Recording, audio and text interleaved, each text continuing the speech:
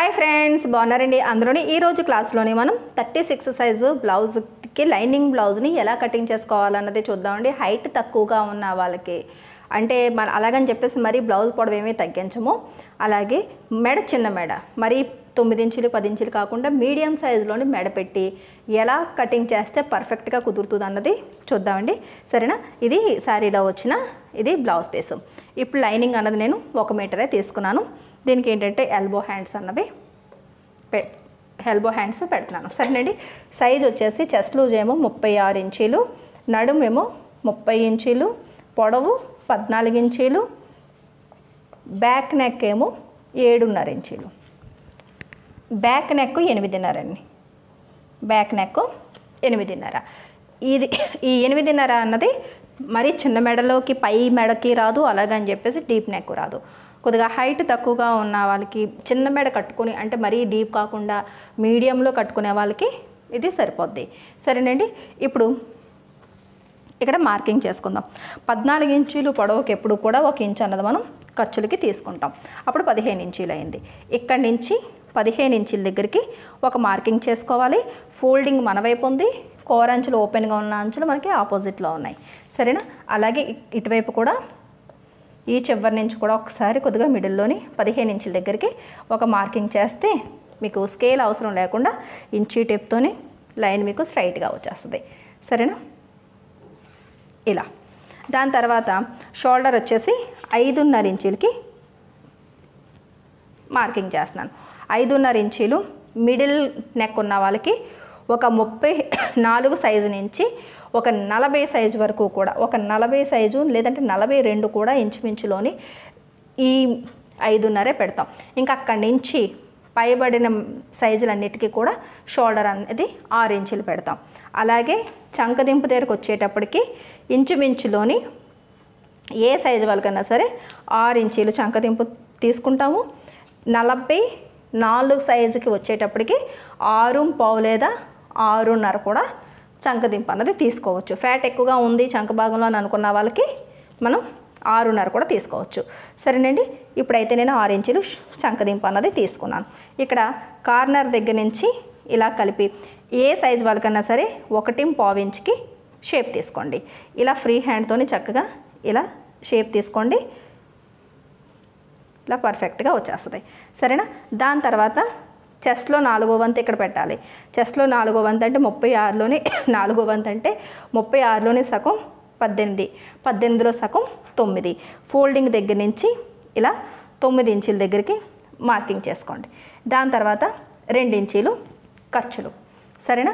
దాని తర్వాత నడు 30 కదా, 30లో 4వ వంతు 7.5 వస్తుంది. ఈ 7.5కి 1 ఇంచు మనం కలుపుకుంటే 8.5. డాట్స్ కోసం 8 ఇంచులు ఒక ఇంచు కలుపుకోవాలి. కలుపుకుంటే 8.5 ఇంచులు వచ్చింది. ఈ ఫోల్డింగ్ దగ్గర నుంచి 8.5 ఇంచులకి ఒక మార్కింగ్ చేసి మళ్ళీ 2 ఇంచులు ఖర్చులకి మార్కింగ్ చేసుకోవాలి. ఇప్పుడు ఈ లోపల ఉన్న మార్కింగ్లు రెండు ఇలా స్కేల్ కానీ లేదా ఇంచు టేప్ కానీ ఇలా పెట్టి మార్కింగ్ చేసుకుంటే ఇది మన ఫిట్టింగ్ లైన్ అని అర్థం. ఇక్కడ ఈ 2 మార్కింగ్ని ఇలా కలిపితే ఇది మన ఖర్చులు, 2 ఇంచుల ఖర్చులు. సరేనా? మెడ వెడల్పు ఏ సైజు వాళ్ళకన్నా సరే 2.5 ఇంచీలే. సరేనా? ఇక్కడ మనం 8.5 ఇంచీలు మనం నెక్ అనుకుంటున్నాం కాబట్టి ఇక్కడికి మార్కింగ్ చేసుకుంటున్నాం. ఇక్కడ 2.5 అయితే ఇక్కడ 3 ఇంచీల దగ్గరికి ఇలా మార్కింగ్ చేసుకోవాలి. ఇక్కడ నుంచి ఇక్కడికి ఇలా కలిపిన తర్వాత మనం నెక్ రౌండ్ ఇచ్చేసుకోవాలి. ఇలా ఈ కార్నర్కి ఇలా ఇస్తే చక్కగా రౌండ్ షేప్ అన్నది వస్తుంది. అలాగే ఫ్రంట్ నెక్ వచ్చేసి 7 ఇంచీలు. సరేనా? ఈ సైజు వాళ్ళకి అంటే ఒక 36 సైజు వరకు 6.5 పెట్టవచ్చు. కొద్దిగా పెద్ద మెడ కావాలనుకున్న వాళ్ళకి 7 ఇంచులు కూడా పెట్టుకోవచ్చు. మిగతా అది 36 నుంచి 38 సైజు నుంచి అందరికీ కూడా చెస్ట్ లూజు 8 అంటే 7 ఇంచీలు కంపల్సరిగా నెక్ డీప్ పెట్టుకుంటే బాగుంటుంది ఫ్రంట్ వైపు. సరేనా? ఇక్కడ ఫ్రంట్ వైపు కూడా నేను నెక్ డీప్ ఇక్కడే మార్కింగ్ చేస్తున్నాను 7 ఇంచుల దగ్గరికి. సరేనండి. ఇప్పుడు ఇలా అవుట్లైన్ కటింగ్ చేసుకుని నెక్ మాత్రం వదిలేయాలి.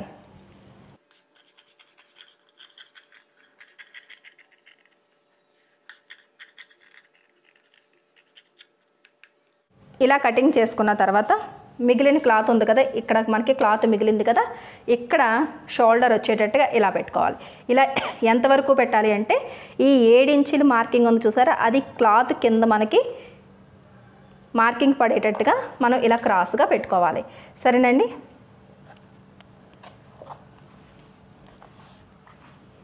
ఇక్కడ షోల్డర్ దగ్గర క్లాత్ ఉందో లేదో చూసుకోవాలి, మన డీప్ 7 ఇంచీల దగ్గర కింద క్లాత్ ఉందో లేదో చూసుకోవాలి.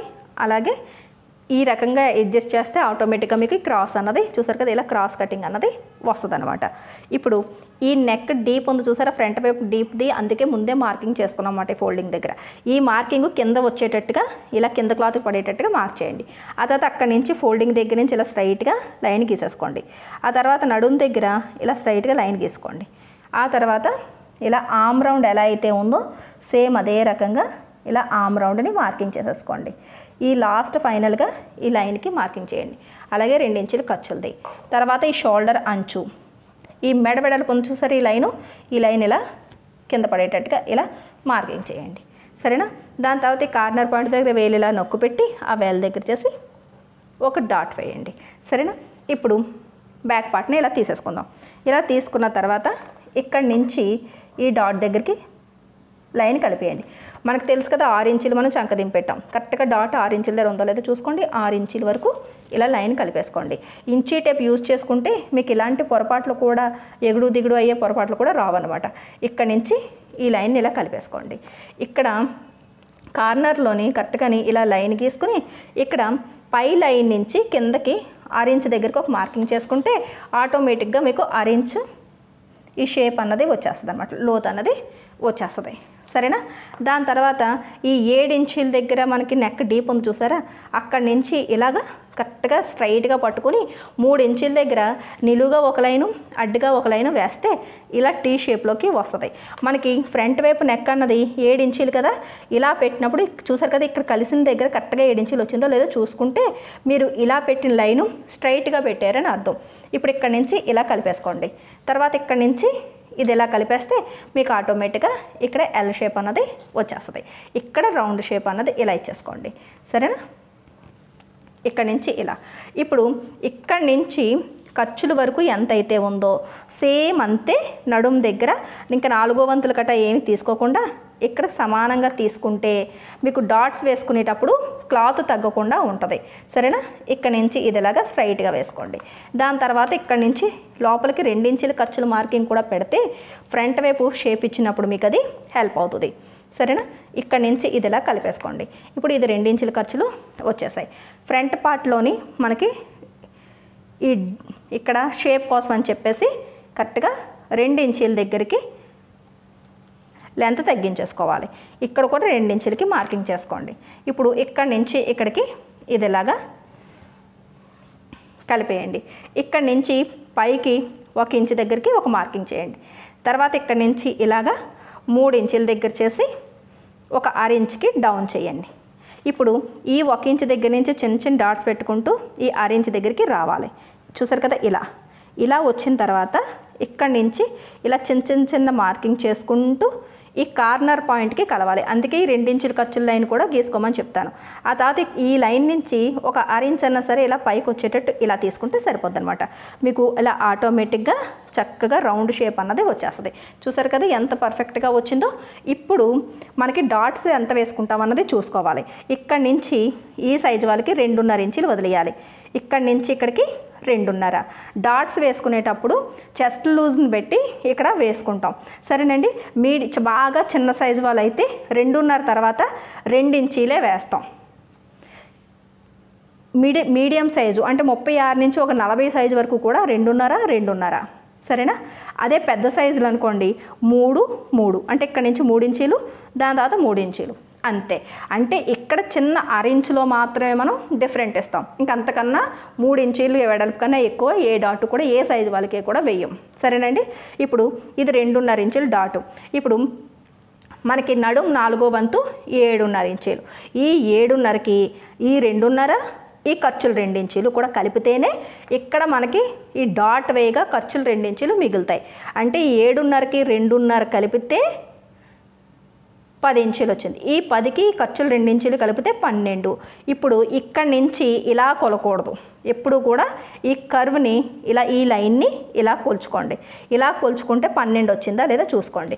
చూసారు కదా, మనకి 12.5 వచ్చింది. అంటే ఎక్స్ట్రాగానే మనకి మిగులుతుంది కానీ తగ్గే ప్రసక్తి లేదనమాట. అందుకనే చెస్ట్ దగ్గర నుంచి ఇక్కడికి ఎంతైతే పెట్టామో ఖర్చులతో పాటుగా ఇక్కడ కూడా సేమ్ అంతే పెట్టేస్తే మీరు పెంచుకొని లెక్కలు చూసుకోవాల్సిన అవసరమే ఉండదు.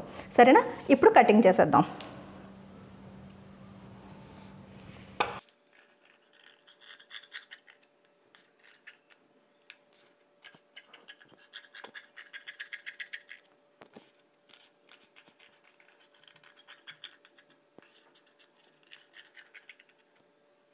ఇప్పుడు ఈ బ్యాక్ నెక్ని కూడా కటింగ్ చేసేయండి. ఇప్పుడు ఈ బ్యాక్ పార్ట్ మీద ఇలా ఫ్రంట్ పార్ట్ పెట్టుకుని ఇది చూసారు కదా, ఈ రకంగా ఇలా పెట్టినప్పుడు చూసారు కదా, 1/2 ఇంచ్ అనేది చక్కగా రౌండ్గా చక్కగా లోత్ అనేది మీకు క్లియర్గా తెలియాలి. ఇక్కడ నుంచి ఇక్కడికి సమానంగా ఉండాలి. షోల్డర్ అంచు మెడవెడల్పు కరెక్ట్గా సరిపోవాలి. అలాగే ఈ ఫోల్డింగ్ దగ్గరికి అంచు వచ్చి ఉండాలి. ఇలా అయితే మీరు ఫ్రంట్ పార్ట్ పర్ఫెక్ట్గా కటింగ్ చేశారు అని అర్థం. ఇప్పుడు ఈ కింద లైన్ నుంచి ఫ్రంట్ పార్ట్ కింద లైన్ నుంచి ఒక 1/2 ఇంచ్కి ఒక మార్కింగ్ చేయండి. అలాగే ఇటువైపు కూడా ఒక 1/2 ఇంచ్కి మార్కింగ్ చేయండి. ఎందుకు అంటే షేప్ బెల్ట్ స్టిచ్చింగ్ చేసేటప్పుడు ఇక్కడ హుక్ బెల్ట్ దగ్గరికి కానీ ఇక్కడ సైడ్ జాయింట్ల దగ్గర కానీ మనకి ఖర్చులు గట్ట అంటే బ్యాక్ పార్ట్కి మనకి తగ్గకుండా పెరగకుండా ఉండడం కోసం కరెక్ట్గా 1/2 ఇంచ్ అంటే షేప్ బెల్ట్ 1/4 ఇంచు, ఈ బాడీ 1/4 ఇంచు పట్టుకొని కుడితే మీకు 1/2 ఇంచ్ మార్జిన్ పోతుంది అనమాట. అందుకని ముందే 1/2 ఇంచ్ మార్జిన్ మనం ఉంచుకోవాలి. ఇక్కడ నుంచి కింద బ్యాక్ సైడ్ అంచుకి ఎంత ఉందో చూసుకోవాలి. మరి కింద మార్జిన్ ఎందుకు తీయలేదండి అంటే కనుక బ్యాక్ పార్ట్లోని మనం స్టిచ్చింగ్ కోసం హెమ్మింగ్ బెల్ట్కి 1/4 ఇంచు లేదా 1/4 ఇంచ్ ఎలాగైతే మనం హెమ్మింగ్ బెల్ట్కి స్టిచ్చింగ్ ఎంత అయితే చేస్తామో అంతే 1/4 ఇంచ్ అన్నది మనం షేప్ బెల్ట్కి కూడా కింద అంచుకి స్టిచ్ చేస్తాం. కాబట్టి దీని ఖర్చుకి దాని ఖర్చుకి బరాబర్ అయిపోద్ది. సరేనా, ఇక్కడ నుంచి 3.5, ఇదేమో 2.5 నోట్ చేసుకోండి. హుక్కుల దగ్గరేమో 3.5 వచ్చింది, ఇక్కడేమో ఇలా 2.5 ఇంచులకి వచ్చింది. అలా బ్యాక్ పార్ట్ కింద నడుము అంతా ఎంత ఉందో చూసుకుంటే 10.5 ఇంచులు వచ్చింది. ఈ కొలతలతో ఇప్పుడు మనం షేప్ బెల్ట్ని తీసుకోవాలి. ఇక్కడ మనకి ఎల్ షేప్లోని క్లాత్ మిగులుతుంది. Back part front part cutting చేసిన తర్వాత పై భాగంలోని దీనికి కోరంచులు 2 కూడా సమానంగా ఉన్నాయి లేవో చూసుకుని ఇలా మన వైపుకి తీసుకోవాలి. తీసుకున్నప్పుడు ఈ కింద అంచు అన్నది ఇలాగ స్ట్రైట్గా ఇటువైపు వస్తుంది. సరేనండి, ఇప్పుడు ఇక్కడి నుంచి మనం అనుకున్న ఈ 10.5 ఇంచులు వెడల్పు బ్యాక్ సైడ్ నడుము కొలితే వచ్చింది కదా, ఆ 10.5 ఇక్కడ మార్కింగ్ చేసుకోవాలి. ఇక్కడ నుంచి కరెక్ట్గా 10.5కి ఇలా పెట్టి ఇలా మార్కింగ్ చేసుకోవాలి. ఎప్పుడైనా మీకు ఈ లెంత్ సరిపోలేనప్పుడు ఒక 1/2 ఇంచ్ తగ్గినా సరే పర్వాలేదు, ఇక్కడ తీసేసుకోవచ్చు. ఎందుకంటే బ్యాక్ సైడ్లో డాట్స్కి ఆల్రెడీ 1 ఇంచు మనకి ఎక్స్ట్రా ఉంది. స్టిచ్చింగ్ చేసినప్పుడు ఎలాగా మనకు అది మిగిలిపోద్ది. అలాగని 1 ఇంచ్ పూర్తిగా మిగిలిపోదండి, అది రౌండ్ తిరిగేటప్పటికి కొద్దిగా ఎలాగ మిగులుతుంది. 1/2 ఇంచ్ తగ్గినా సరే మీకు అడ్జస్ట్మెంట్ అయిపోద్ది. సరేనా, ఇక్కడ నుంచి 3.5 ఇంచులకి హుక్కుల వైపు ఉన్న మార్కింగ్ పెట్టాలి. ఇక్కడ ఈ 2.5 ఇంచులు ఇక్కడ పెట్టాలి. ఇప్పుడు మనకి సైడ్ జాయింట్ల దగ్గర హుక్కుల దగ్గర పర్ఫెక్ట్గా వచ్చేసింది. ఇప్పుడు ఇక్కడ నుంచి కొద్దిగా డౌన్ ఇచ్చుకుని మళ్ళీ ఇక్కడికి ఇలా స్ట్రైట్గా కలుపుకోవాలి. అలా షేప్ ఇవ్వడం రాదు అని అనుకుంటే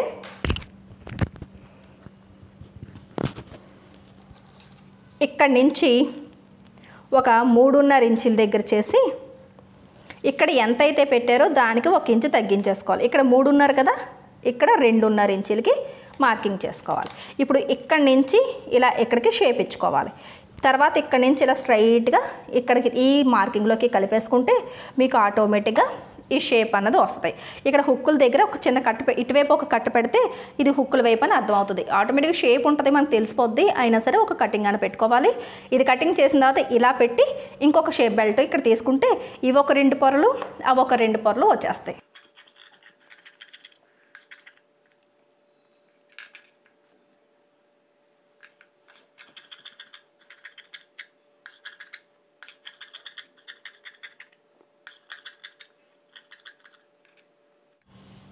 ఇక్కడ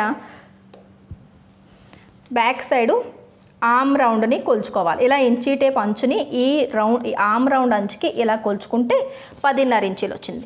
మీరు కొలిచినప్పుడు ఎంతైతే వస్తుందో దానికి 1 ఇంచు తగ్గించుకోవాలి. నాకు 10.5 వచ్చింది, 1 ఇంచు తగ్గిస్తే 9.5.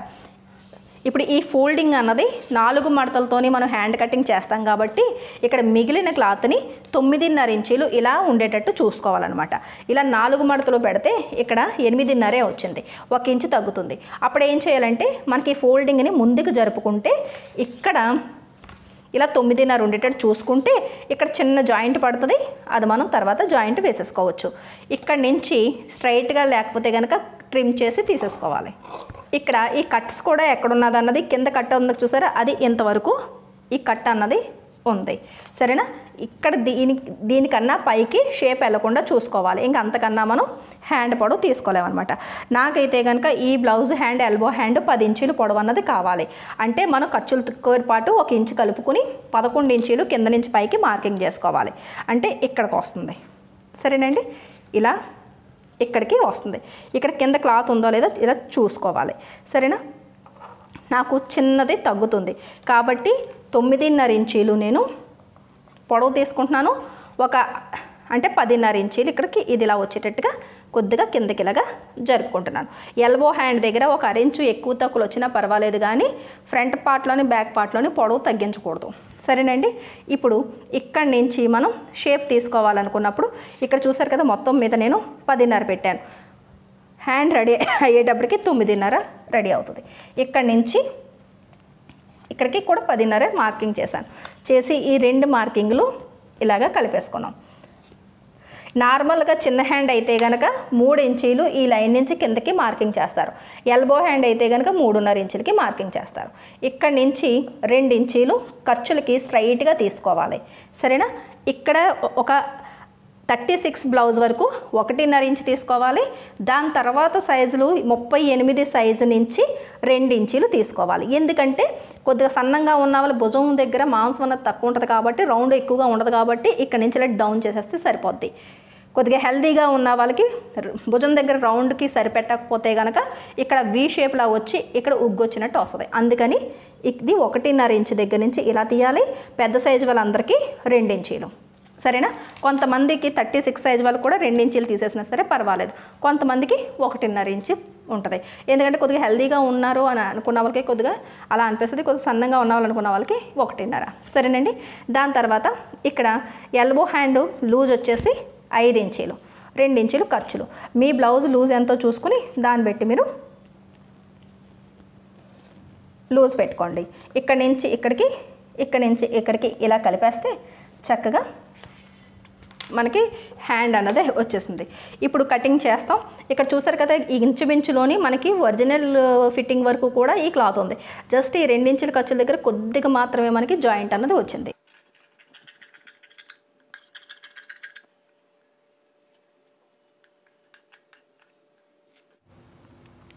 ఈ బ్లౌజ్ స్టిచ్చింగ్ అన్నది నేను నెక్స్ట్ క్లాస్లో మీకు నేను షేర్ చేసుకుంటానండి. ఒకవేళ స్టిచ్చింగ్ వచ్చు లైనింగ్ బ్లౌజు అని అనుకున్న వాళ్ళకి నేను డాట్స్ చెప్తున్నాను. ఇక్కడ నుంచి 2.5 ఇంచులకి వదిలేసి ఆ తర్వాత 2.5 ఇంచులకి డాట్ అన్నది మార్కింగ్ చేసుకోవాలి. సరేనా, దాని తర్వాత ఇవి ఇక్కడ కట్స్ అనేవి పెట్టుకోండి. ఈ 2 మార్కింగ్లకి ఇలా కట్స్ పెట్టండి. ఈ కట్స్ పెట్టిన తర్వాత 2 కట్స్ని కలిపి ఇలా ఒకదాని మీద ఒకటి ఇలా పెడితే ఇలా ఒక ఫోల్డింగ్ వస్తుంది. సరే, సెంటర్ ఫోల్డింగ్ అనమాట. ఈ ఫోల్డింగ్ దగ్గర చేసి 2.5 ఇంచులకి ఈ డాట్ పొడవు అన్నది మీరు మార్కింగ్ చేసుకోవాలి. ఇలా ఫోల్డింగ్ చేసిన తర్వాతే స్టిచ్చింగ్ చేసుకోవాలి. ఇక్కడ నుంచి ఇక్కడికి ఇలా. సరేనా, ఇప్పుడు కింద నుంచి 2 ఇంచుల దగ్గరికి ఇలా, కింద నుంచి ఇలా 2 ఇంచుల దగ్గరికి హుక్కుల వైపు ఒక మార్కింగ్ చేయండి. ఇక్కడ నుంచి 2.5 ఇంచులకి ఇలా మార్క్ చేయండి. ఇక్కడ 1/4 ఇంచ్ అన్నది మార్జిన్ తీసుకుని ఇలా స్టిచ్చింగ్ చేయండి. సరేనా, దాని తర్వాత ఈ కార్నర్ దగ్గర నుంచి ఒక 1/2 ఇంచ్ వదిలేసి మళ్ళీ ఇంకొక 1/2 ఇంచ్కి మార్కింగ్ చేసుకోండి. ఇప్పుడు ఈ 2 మార్కింగ్లకి సెంటర్ నుంచి ఫోల్డింగ్ వచ్చి ఇలా క్రాస్గా చక్కగా ఇలా సెంటర్కి డాట్ వస్తుంది. ఇది కరెక్ట్గా 4 ఇంచీల వెడల్పుని ఈ డాట్ ఉండేటట్టు చూసుకోండి. ఇక్కడ నుంచి ఈ 1/2 ఇంచ్ మార్కింగ్ దగ్గరికి కుట్టు అన్నది వస్తుంది. సరేనా, ఇప్పుడు ఇక్కడ కూడా ఈ సెంటర్ లైన్కి ఒక కట్ పెట్టండి. ఇక్కడ ఫోల్డింగ్ చేయాలి, ఇలా ఫోల్డింగ్ చేసి స్టిచ్ చేసుకోవాలి. అలాగే ఆమ్ రౌండ్ దగ్గర కూడా ఈ 2 ఇంచుల దగ్గర కట్స్ పెట్టి 2 కట్స్ కలిపి పట్టుకుని ఫోల్డ్ చేస్తే మధ్యలోకి ఆటోమేటిక్గా ఫోల్డింగ్ అన్నది వస్తుంది. ఈ 2 డాట్స్ వేసిన తర్వాత ఇక్కడ చెస్ట్ పాయింట్ వస్తుంది కదా, ఆ పాయింట్ నుంచి పట్టుకుని ఈ డాట్ అనేది స్టిచ్ చేసుకుంటాం. ఇక్కడ మనం ఒరిజినల్ పీస్ని ఇటేపు కోరంచులు ఇటేపు కోరంచులు ఉండేటట్టుగా కట్టింగ్ ఉన్న అంచులు ఇట్లా మనం ఫోల్డ్ చేసుకుంటాం కదా శారీ పన్నంతో. ఇప్పుడు ఏంటంటే మొగ్గలు ఏమైనా సరే రౌండ్గా ఉండేటట్టయితే ఇటు నుంచి ఇటన్నా సరే బ్యాక్ పార్ట్ తీసుకోవచ్చు. సరేనండి. ఇప్పుడు ఎలా వచ్చిందంటే డిజైన్ ఒకవైపు నుంచి ఇలా వచ్చిందనమాట. అంటే మనం నడుం దగ్గర పెట్టాము అంటే కనుక అది ఇలాగే పెట్టాలి, ఇది ఇలా పెట్టాలి. అంటే ఈ కోరెంచ్ ఇలా ఉంది కదా అని చెప్పేసి ఇక్కడ నుంచి బ్యాక్ పార్టు అక్కడి నుంచి హ్యాండ్స్ పెడితే కుదరదు. సరేనండి. ఇది చూసారు కదా, ఇక్కడ ఇలా 4 మడతలు వచ్చింది కదా. ఇక్కడికి వచ్చినప్పటికి ఇక్కడ నుంచి ఇలా ఈ కోరెంచ్లు ఉన్న దగ్గర ఫస్ట్ హ్యాండ్ తీసేసుకోవాలి. ఇక్కడ నుంచి ఇలాగా 4 మడతలు పెట్టి ఇలా హ్యాండ్ని ఇలా పెట్టండి. హ్యాండ్ని ఇలా పెట్టి ఫస్ట్ ఇక్కడ మనం కటింగ్ అన్నది చేసేసుకోవాలి. దాని తర్వాత ఇది చూడండి, ఇక్కడ నుంచి బ్యాక్ పార్ట్ కూడా ఇలాగే పెట్టాలి. అప్పుడే మీకు ఈ డిజైన్ అన్నది పర్ఫెక్ట్గా వస్తుంది. ఇక్కడ నుంచి ఇది ఇలా డిజైన్ ఇలా పెట్టి చూస్తారు కదా, ఇలా పెట్టండి. ఇలా పెట్టి దాని తర్వాత ఫ్రంట్ పార్ట్ని క్రాస్గా ఇక్కడ ఇలా పెడితే ఫ్రంట్ పార్ట్ బాగుంటుంది అనమాట. ఎందుకంటే మనకి డిజైన్ అన్నది కొద్దిగా ఆ మాత్రం ఈ మాత్రం కొద్దిగా నిలువులోకే రావాలి ఇలా. దాని తర్వాత షేప్ బెల్ట్ కూడా ఇలా రావాలి. సరేనండి. ఒకవేళ మీరు బిగినర్స్ అయి ఉంటే కనుక చక్కగా ఇలా పిన్స్ అన్నవి పెట్టేసుకోండి.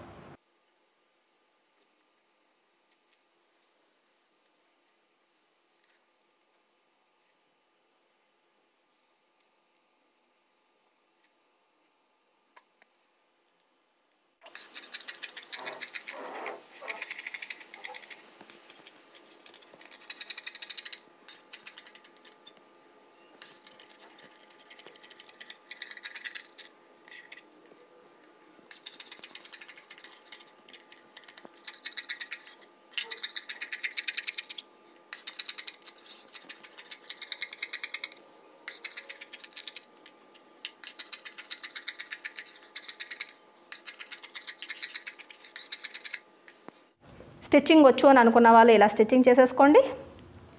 లేదు అనుకున్న వాళ్ళు వెయిట్ చేస్తే నెక్స్ట్ క్లాస్లో మీకు నేను చూపిస్తాను. సరేనండి. వీడియో నచ్చినట్లయితే కనుక ఒక లైక్ ఇవ్వండి. మన లక్ష్మీ ఫ్యాషన్ వాళ్ళ ఛానల్ని సబ్స్క్రైబ్ చేసుకోవడం మర్చిపోకండి. మళ్ళీ నెక్స్ట్ క్లాస్లో కలుద్దాం.